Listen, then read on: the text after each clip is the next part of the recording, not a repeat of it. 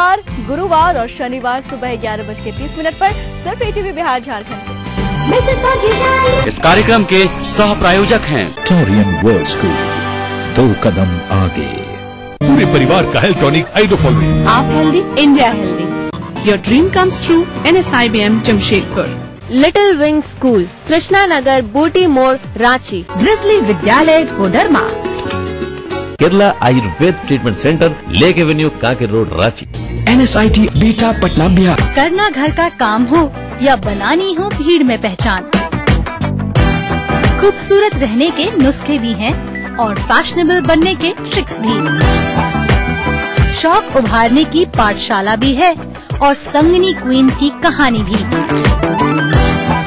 ये सब और बहुत कुछ सिर्फ संगनी फॉर टुडेज वुमेन के साथ।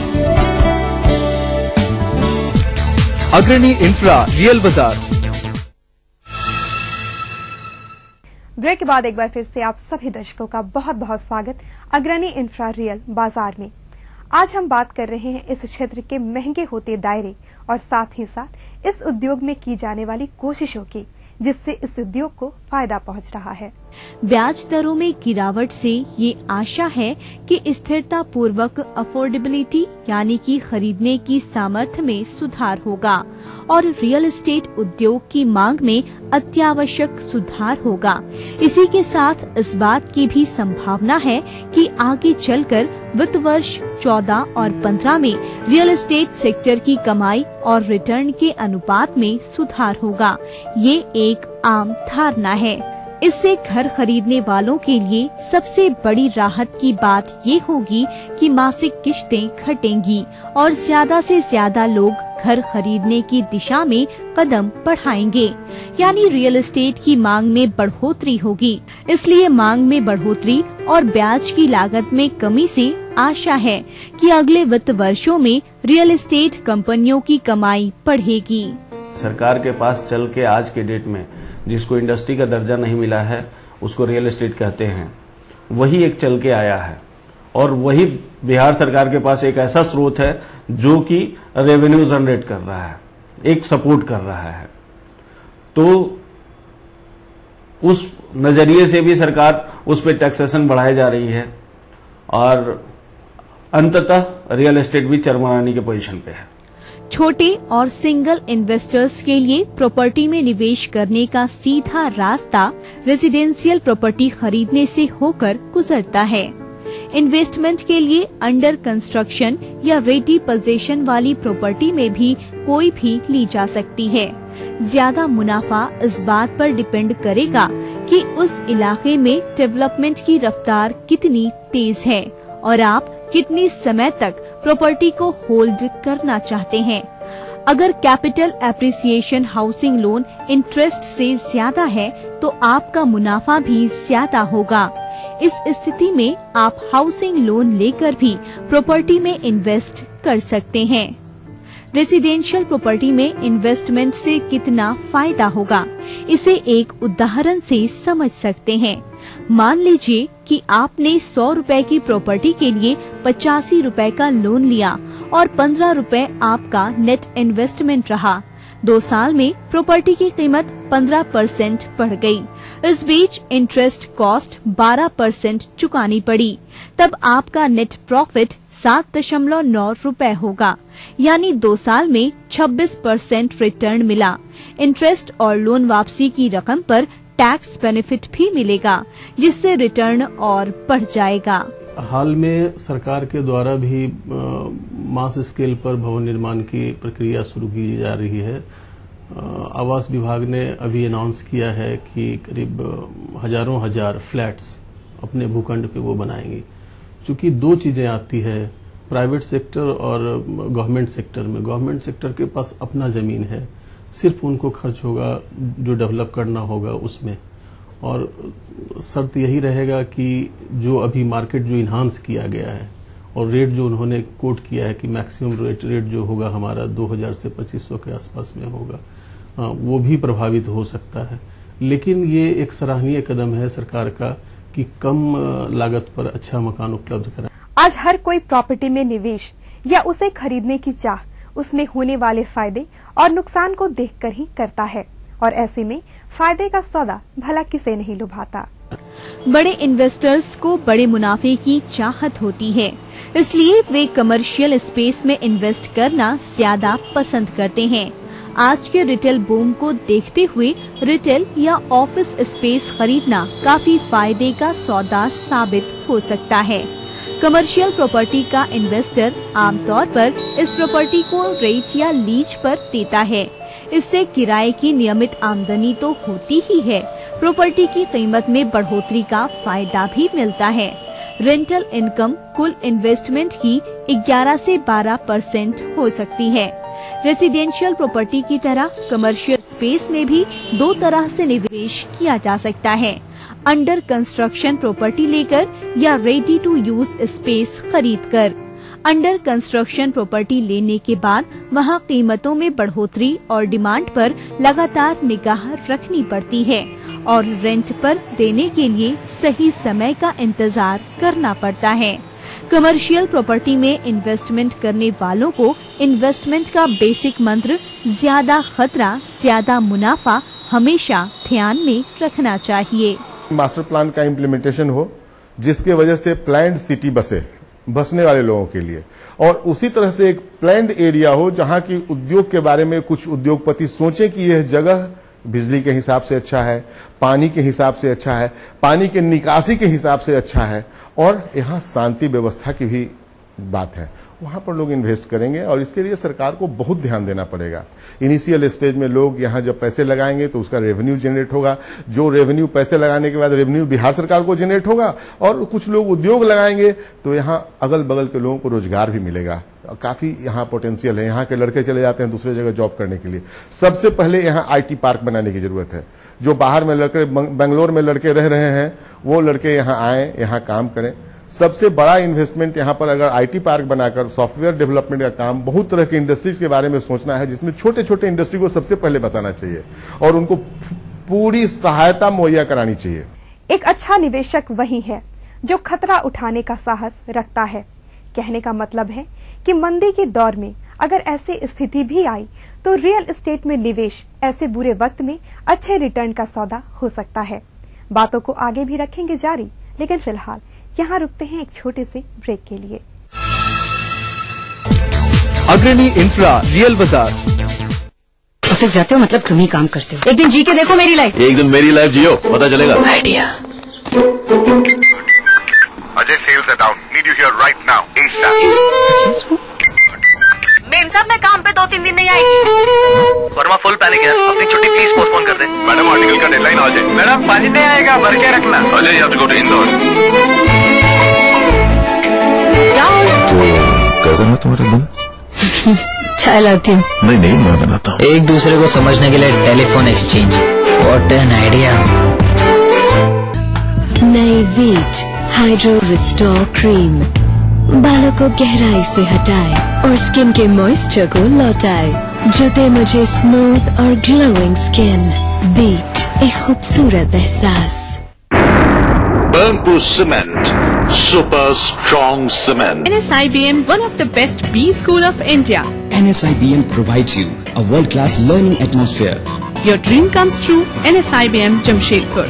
वेलफेयर माँ के समान है उम्मीद। वेलफेयर ग्रुप ऑफ कंपनीज आपकी सुरक्षा। मम्मा सूरज को गर्मी क्यों नहीं लगती? क्योंकि वो आसमान के टुकड़े से नहाता है। आसमान का टुकड़ा? आसमान के टुकड़े से नहाए, बादलों को तौलिया बनाए, झिलझिलाती को खिलखिलाती बनाए। ग्लिसरीन और मिंट एक्सट्रैक्ट से भरा बेस बनाए रखे त्वचा को सॉफ्ट और फ्रेश समर्स में भी। आपको गर्मी नहीं लगती? मासूम त्वचा, मासूम base. Rahul group of companies, सुनहरे भविष्य की शपथ। राहुल राइजिंग।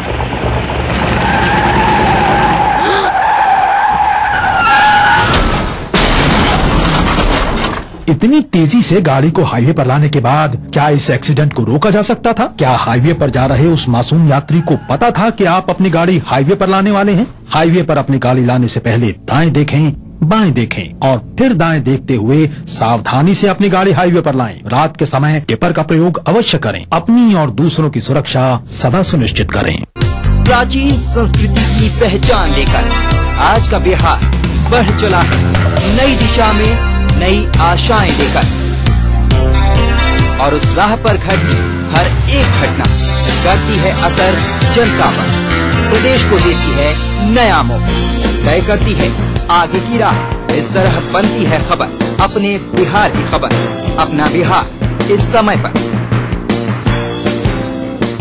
इस न्यूज के सह प्रायोजक हैं Grizzly Vidyalaya Koderma, world famous for me mobile, mobile for me, Torian world school, 2 कदम आगे। Agrani infra developers private limited, Kerala Ayurveda treatment centre, lake avenue, Kanker road, Ranchi. Little wing school, Krishna Nagar, Booti मोड़, Ranchi. Yamuna Awas developers India private limited, NSIT beta Patna Bihar. Agrani infra real बाजार। Break के बाद एक बार फिर से आप सभी का बहुत बहुत स्वागत आपके पसंदीदा कार्यक्रम अग्रणी इंफ्रा रियल बाजार में। बढ़ती आबादी और रिहाइश की उपलब्धता के कारण कमर्शियल प्लॉट लोगों की एक खास जरूरत बन गए हैं। ऐसे में शहर का सही तरीके से विकास और साथ ही साथ सुनियोजित प्लान ही रियल एस्टेट में निवेश की बाढ़ को और भी बढ़ा सकता है। शहरीकरण वो बुनियादी कारण है जो भारत में रियल एस्टेट और रिहाइश की जगहों की मांग बढ़ाता है। फिलहाल भारत में शहरी आबादी कुल आबादी का 31% है, यानी कुल 37.7 करोड़ लोग शहरों में रहते हैं। तादाद में देखें तो अमेरिका और ब्रिटेन की पूरी आबादी के बराबर। इसके और बढ़ने की भी संभावना है। आबादी में ये इजाफा महानगरों और जयपुर, सूरत, पटना, इलाहाबाद जैसे शहरों में खास तौर पर देखा जा रहा है। इंडिविजुअल प्रॉपर्टी में इन्वेस्ट करते समय ये रिस्क होता है कि उस पर रिटर्न के लिए सिर्फ एक खास वर्ग पर निर्भर होना पड़ता है। ये वो चुनिंदा क्लास है जो उस प्रॉपर्टी को खरीदने की क्षमता रखती है। अपने इन्वेस्टमेंट एसेट यानी इन्वेस्टेड प्रॉपर्टी से ज्यादा बड़े वर्ग से मुनाफे की संभावना पैदा करने का अब एक नया जरिया भी है। वो है रियल एस्टेट फंड में इन्वेस्टमेंट। इस सेक्टर में निवेश का सबसे बड़ा फायदा ये है कि इसे बाकायदा प्रोफेशनल्स मैनेज करते हैं। इन प्रोफेशनल्स को मार्केट के उतार चढ़ाव और मौजूदा ट्रेंड की जानकारी होती है और वे अपने क्लाइंट यानी अपने हितों को देखते हुए तुरंत निर्णय कर सकते हैं। ज्यादा बड़ा फंड होने पर कई सेक्टर्स में इन्वेस्टमेंट किया जा सकता है, जैसे रेसिडेंशियल, कमर्शियल, रिटेल या ऑफिस स्पेस। इस पटना शहर में मैं देख रहा हूं तो रियल एस्टेट का बहुत बड़ा और बहुत पॉजिटिव योगदान है, क्योंकि जमीन आवश्यकता के हिसाब से जमीन है नहीं, और उस कम जमीन पे एक साथ 10-20 आदमी का अगर एकोमोडेशन अगर हो जा रहा है तो इस क्षेत्र में तो रियल एस्टेट का जो उठाया गया कदम वो सराहनीय है। और बहुत सारे लोगों का ये जो बेसिक नीड है, रोटी कपड़ा और मकान, तो उसमें से एक वो पूरा करके अगर वो दे रहा है तो मैं तो कहूंगा कि उसका बहुत बड़ा योगदान है। बढ़ती आबादी, शहरों में पलायन और एकल परिवारों के चलन से शहरीकरण की जो लहर उठी है उसने अधिकतर भारतीय शहरों में रिहाइश और व्यवसाय के लिए ज्यादा मकानों की मांग पैदा कर दी है। हाउसिंग सेक्टर पर काफी दबाव है, जिसके चलते पिछले एक दशक में फैलती आबादी की जरूरतों को पूरा करने के लिए इसमें 32% की बढ़ोतरी हुई। इसके बावजूद मध्यम वर्गीय आय वाले लोगों के लिए किफायती मकान पर्याप्त संख्या में उपलब्ध नहीं है। वास्तविक मांग और आपूर्ति में भारी अंतर है। जमीन की कमी और उसकी बढ़ती लागत ने समस्या को और भी गंभीर बना दिया है। इन शहरों में संसाधनों, बुनियादी ढांचे और निवासियों के लिए रिहायशी जगह की कमी भी महसूस की जा रही है। अनुमान के मुताबिक 2031 तक शहरी आबादी 60 करोड़ के स्तर को छू जाएगी। शहरों में इतनी भारी आबादी की जरूरतों को पूरा करने के लिए हमें सालाना 70 लाख मकान बनाने होंगे। अगले 2 दशकों में 35 नए शहरों का उभार भी अनुमानित है, जो शहरों की बढ़ती आबादी को मैनेज करने के लिए होगा। इसलिए ये सही वक्त है कि सरकार अपनी जड़ता तोड़े और नियोजित तरीके से संसाधनों को उपयोग में लाने और आवंटित करने के तरीकों को पहचाने। आवास पर तो 100% बढ़ गई है, मतलब हर तरह से। जमीन रजिस्ट्री भी इतना ज्यादा महंगा, 6 से 7 गुना महंगा हो गया। और हर साल क्या बीच में भी है जो ईंटा, बालू, सीमेंट जितना छड़ सब पर है, जो सरकार टैक्स ऐसे यहाँ बढ़ा रही है, उसके चलते तो एकदम दिन दुना रात चौगुना ये सब बढ़ रही है। सरकार अपना रेवेन्यू के लिए उसकी वैल्यू बहुत ज्यादा बढ़ा चुकी है, तो मार्केट वैल्यू तो ऑब्वियस वही सरकार के पैटर्न पे ही चलता है। तो जमीन बहुत महंगी है, और जमीन महंगी है तो कोई जमीन खरीद के अब मकान बनाने की सिचुएशन में नहीं है। शहरीकरण की तेज होती रफ्तार में जरूरत इस बात की है कि सीमित जगह में ही बढ़ती जनसंख्या के लिए आवास की ढेरों गुंजाइश पैदा की जा सके। देश भर में तमाम निजी डेवलपर बहुमंजिला इमारतें बनाने की मंजूरी पाने के लिए लाइसेंस की अर्जी दे रहे हैं। ऐसा नहीं है कि ढेर सारी बहुमंजिला इमारतें मिलकर शहर के मौजूदा हालात को दुरुस्त कर देंगी। अगर किसी इलाके को सुनियोजित तरीके से विकसित नहीं किया गया है, तो मीनारी विकास वहाँ की समस्याओं का इलाज नहीं हो सकता। नियोजन ऐसा अहम पहलू है जिसकी उपेक्षा नहीं की जा सकती। कम से कम बुनियादी ढांचा तो होना ही चाहिए, जबकि पटना एक शहर के तौर पर सिर्फ विशाल दफ्तरों और किफायती तरीके से रहने के लिए बमुश्किल ही मकान उपलब्ध करवाता है। यहाँ की बुनियादी नागरिक सेवाएं बदहाल हैं। यहाँ आवासीय और ऑफिस स्पेस में भारी असंतुलन है, क्योंकि ये दोनों एक ही जगह पर बने हुए हैं। पटना के अर्बन प्लानर्स ने जो गलती की है, दूसरे शहरों को उससे सीख लेनी चाहिए। किसी भी शहर के लिए एक ऐसा मॉडल जरूरी है जो आर्थिक विकास, सामाजिक समावेश और पर्यावरण संतुलन के साथ साथ साधन, आवाजाही और कुल मिलाकर बेहतर जीवन स्तर उपलब्ध करा सके। हाइट तो तभी मिलेगी जब सामने रोड होगी। यहाँ रोड्स हैं ही नहीं। रोड तो वही है कि जो अभी मास्टर प्लान नहीं है, मास्टर प्लान नहीं है तो जोनल प्लान नहीं है। जोनल प्लान या मास्टर प्लान के होने के बाद में ही फिक्स होता है कि यहाँ इतनी रोड होगी, इतनी, और रोड बनती है, सीवरेज उसी हिसाब से होता है। आप बिल्डिंग्स अगर परमिट कर भी देंगे, आज परमिट नहीं कर रहे हैं, एक तरह से ठीक भी है, परमिट कर भी देंगे हाई राइज बिल्डिंग्स को, तो उसका मतलब उसके लिए जो इंफ्रास्ट्रक्चर चाहिए वो कहाँ? ऊंची बिल्डिंग के निर्माण से 2 फायदे हो रहे हैं। अभी सरकार ने, हम लोग एक प्रोग्राम में थे और वर्बल कमिटमेंट हुआ है सरकार से कि एफआईआर बढ़ रहा है, तो एफआईआर बढ़ेगा तो ऊंची इमारतें स्वाभाविक बढ़ेगी। रियल एस्टेट के क्षेत्र में सरकारी सहायता लोगों के सपने के मकान को पूरा कर रही है। साथ ही साथ नई तकनीक और किफायती निर्माण सामग्रियों से भी हम सस्ते मकान के सपने को पूरा कर सकते हैं। सरकार की ओर से मिलने वाली सब्सिडी और सही तरीके से सुनियोजित तरीके से की गई मकान की तैयारी हमारे सस्ते मकान के सपने को पूरा कर सकती है। आज के लिए बस इतना ही। अगर आपके मन में है कोई सवाल या फिर देना चाहते हैं आप हमें कोई सुझाव, तो आपका तहे दिल से स्वागत है। आप हमें मेल कर सकते हैं। मेल करने के लिए हमारा ईमेल आईडी नोट करें। हमारा ईमेल आईडी है realbazaar.etv@gmail.com। फिलहाल वक्त हो गया है आपसे रुखसत लेने का। मिलेंगे अगले एपिसोड में कुछ और खास और नवीन बातों के साथ। तब तक के लिए मैं तन्वी अपने पूरे रियल बाजार की टीम की तरफ से आपसे लेती हूँ इजाजत। नमस्कार।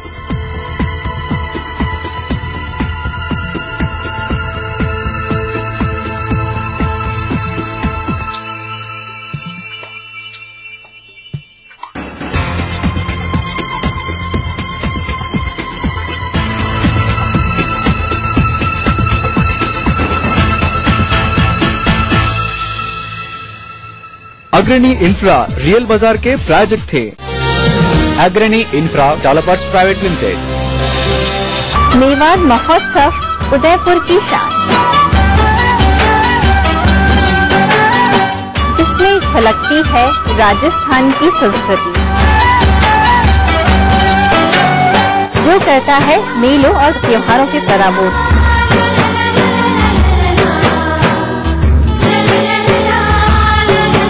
जरूर से देखिएगा रसोई से का मेवाड़ महोत्सव 13 और 15 अप्रैल को दोपहर 2:30 बजे सिर्फ ईटीवी। इस कार्यक्रम के सह प्रायोजक हैं Kerala Ayurveda treatment centre, lake avenue, Kanker road, Ranchi.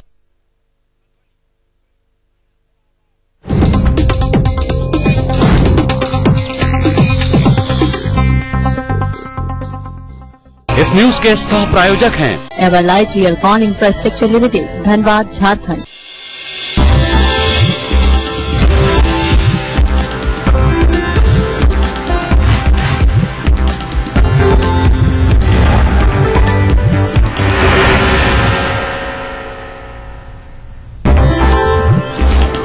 JDU की बंदर घुड़की पर भाजपा ने तरेरी आंखें। पार्टी प्रवक्ता ने कहा, नरेंद्र मोदी पर कोई टिप्पणी बर्दाश्त नहीं। भाजपा की नाराजगी के बाद बैकफुट पर आया जदयू। नरेंद्र मोदी का नाम लेने में भी छूटे पार्टी नेताओं के पसीने।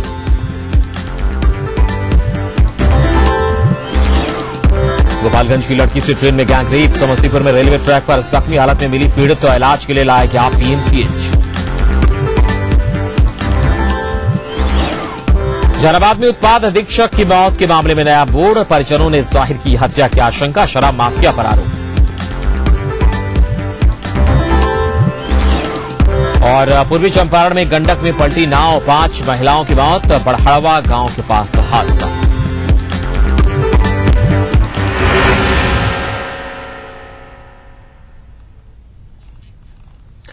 नमस्कार, आप देख रहे हैं अपना बिहार और मैं हूं अमित सिंह। तो सुर्खियों के बाद खबरों की शुरुआत करते हैं और सबसे पहले हम बात करेंगे जदयू और भाजपा के बीच चल रहे जुबानी जंग की।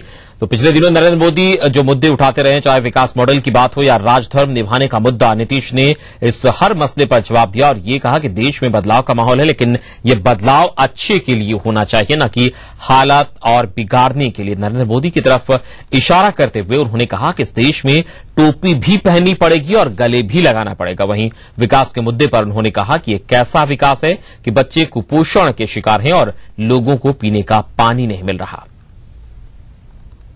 ये जो देश का मानस है उसको समझना चाहिए। ये देश हवा बनाने से नहीं चल सकता है।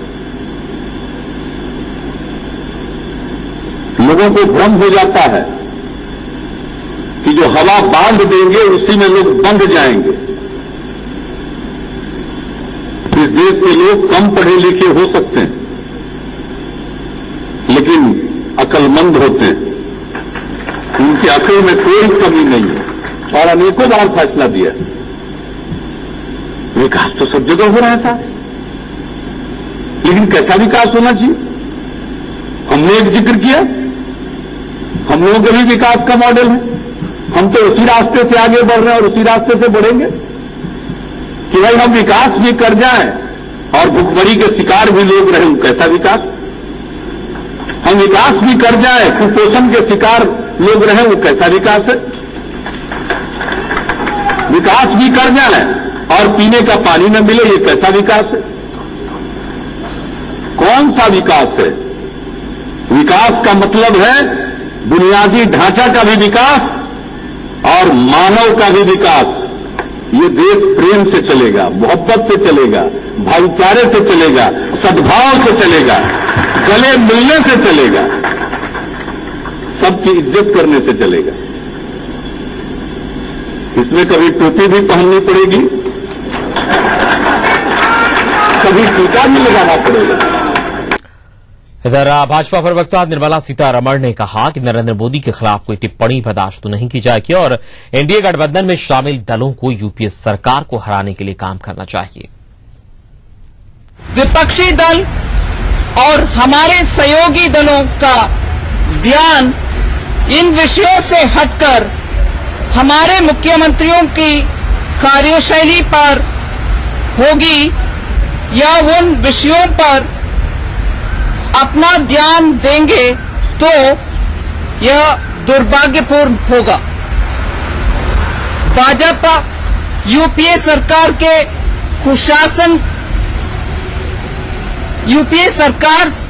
कुशासन से देश को मुक्ति कराने के लिए प्रतिबद्ध है।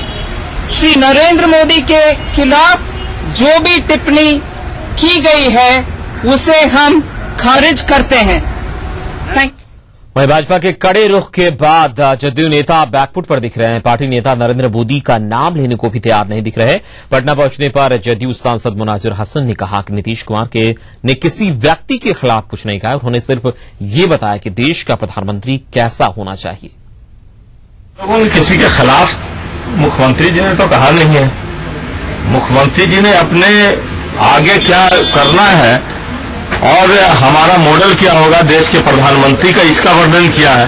किसी पर व्यक्तिगत कटाक्ष तो किया गया नहीं। अगर उसका अन्यथा लेता हो तो उसका कोई दवा नहीं। इधर राष्ट्रीय कार्य समिति की बैठक के बाद मुख्यमंत्री नीतीश कुमार देर शाम पटना पहुंचे, लेकिन उन्होंने पत्रकारों से बात नहीं की। हवाई अड्डे से निकलकर वो सीधे रवाना हो गए।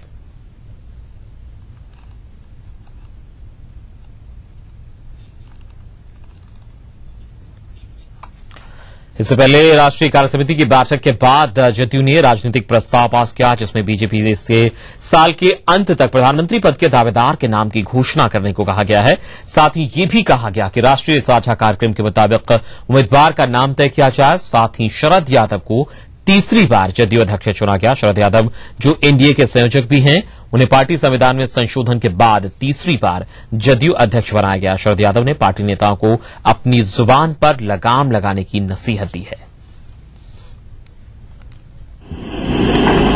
अब त्यागी जी ने कल ये बोला, तो नीतीश जी ने भी किसी का नाम नहीं लिया, मैंने किसी का नाम नहीं लिया। ये सावधानी है। अरे भाई अजीब बात है। अरे हम दोनों ने जिंदगी में किसी का नाम, हम तो उसूल पे डटे हैं। हमारा आदमी से कोई मतलब नहीं है, सिद्धांत से मतलब है। कल कुछ बातें ऐसी गई हैं। इधर नीतीश के बयान पर विपक्ष के साथ सहयोगी जदयू की भी प्रतिक्रिया आई है। विपक्षी नेताओं ने नीतीश पर दोहरी नीति अपनाने का आरोप लगाया। उनका कहना है कि धर्मनिरपेक्षता के मुद्दे पर नीतीश लोगों की आंखों में धूल झोंक रहे हैं। ये कैसे संभव है कि एक ही पार्टी में कोई सांप्रदायिक होगा और कोई धर्मनिरपेक्ष। जिसे गाली दे रहे हैं उस राज्य को जाकर के देखें कि उस राज्य में पूरे देश में जिस गुजरात की चर्चा लोग करते हैं, मुसलमानों का पर कैपिटा इनकम सबसे अधिक है। नौकरियों में, सरकारी नौकरियों में सबसे अधिक है। और यही कारण है लोग नफरत फैला रहे हैं, वहां प्रेम का वातावरण बन रहा है। कांग्रेस पार्टी 60 साल से मुसलमानों को बदहाली पर लेते जाते रही, टोपी पहनते रही, वोट लेते रही, लेकिन बद से बदतर आर्थिक स्थिति पहुंच गई मुसलमानों का, अल्पसंख्यकों का। बीजेपी अलग अलग नहीं है, दोनों चचेरा मौसेरा भाई थक जाने के मीटिंग में 8 मिनट टाइम तो मानने को कालापन है, तकरीबन तरीका है। भागा हिम्मत नहीं है, भाग जाए तो सब साथ रहने वाला, इसमें हमें परवाह नहीं करते हैं। देश ने सांप्रदायिक ताकतों को पछाड़ा है पहले भी। वो भीतर से जो तुम्हारा कॉमनल है उतना कोई आदमी कॉमनल नहीं है, क्योंकि एनडीए अपना उम्मीदवार बनावे या नहीं बनावे, बीजेपी अपना उम्मीदवार घोषित कर ही देगी। मगर नीतीश जी की ये बात समझ में नहीं आती है कि मोदी जी कैसे कॉमनल हैं और आडवाणी जी कैसे धर्मनिरपेक्ष हैं। ये बात हम लोगों के समझ से परे है। हम लोग मानते हैं और देश के अधिकांश लोगों का मानना है कि आडवाणी और अटल बिहारी वाजपेयी ने जो बीमारी शुरू की राजनीति में सांप्रदायिकरण का, उसका सिम्टम है नरेंद्र मोदी जी। ये है कि सिम्टम जरा ज्यादा सर दर्द वाला हो गया है। आप बीमारी का इलाज कीजिए, जो इन्फेक्शन है, जहां गड़बड़ी भई तो आडवाणी और इन्होंने गड़बड़ी फैलाई है, उसको चेक करना चाहिए। और आडवाणी जी सेकुलर हैं और नरेंद्र मोदी कॉमनल हैं, ये नीतीश जी का लॉजिक समझ। इसी के साथ यहाँ वक्त चला छोटे से ब्रेक का। ब्रेक के बाद खबरें और भी आप बने हमारे साथ।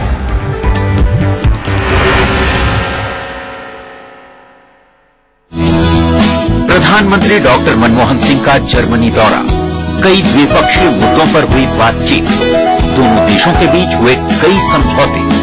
डेज ऑफ इंडिया कार्यक्रम का हुआ समापन कार्यक्रम को